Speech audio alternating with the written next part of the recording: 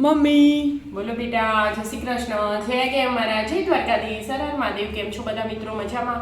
સ્વાગત છે તમારું અમારા મિની વ્લોગમાં. આવી જાઓ મિત્રો ચા નાસ્તો કરવા. તો તું આ ચા પીવાના ટાઈમે હું લઈને બેહી? હું કીધું ચા પીવું 2 મિનિટ પછી.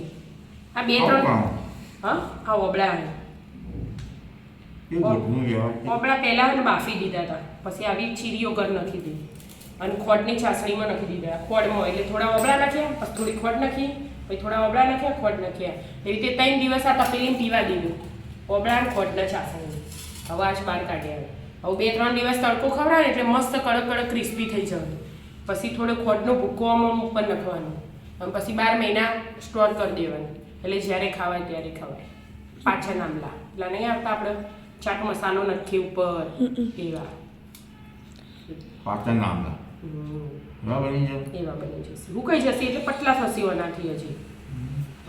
તમે તો ગોઠવું એટલે પટપટ તડકો અડે કે બરાબર. મસ્ત લાગે. ખટ્ટા મીઠા લાગે. તો ખોડવાળા હોય ને એટલે બહુ બધા ઘેર બનાવતા હોય. હા બધો બનાવતો છે. હા તો અબળા મળે એટલે શિયાળામાં ઓબળા ખાઈ લેવાના, 12 મહિના સ્ટોર કરી દેવાના. ઓબળા ઓખો માટે, વાળ માટે, સ્કિન માટે બહુ સારા.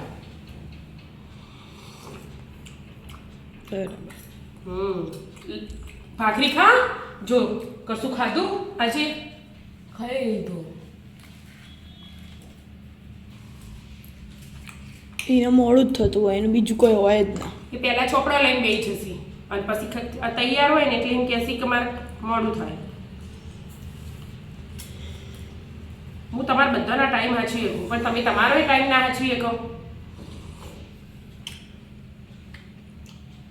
ચા નહીં પીધી, એક ગુંઠળો લીધો તો આજ ચા કેટલી ભરી હે ને એટલે ઠંડી નહીં થઈ, ગરમ હોય એટલે ગરમ ભાવતી નહીં, એટલે ગુંઠળો લઈને પીધો એટલે ભાખરી ના ખાધી. થોડું વહેલા ઉઠાતા. વહેલા ઉઠશી પછી હે ને કે કાલનું યાદ આવશે કા બાકી હે અને ઉઠાડું તો ક્યારની પણ ઉઠું ના, એટલે જ મને નહીં તડકા ઉકાવાનો તડકા મૂકવાની હમ નામ થાય. તડકામાં ભાઈ એકદમ આમ ચેમળે છે. રાતે છેમણાઈ જાય ને એવી જ તો કરવાની હોય. કડક કરવાના ખખડે એવા તડકામાં ભાઈ અંદરનો કસ નીકળી જાય. ના નીકળી જાય, અંદર ના અંદર રહી જાય. તડકાથી આમ હોમાઈ જાય આપણે. એમાં થોય ને એટલે બતાવશે તમને. એ તઈ દાળ શાંતિથી ચા પીવો. તઈ દાળ તડકો હોય પછી વાત. હા હા. રાધે રાધે. રાધે રાધે.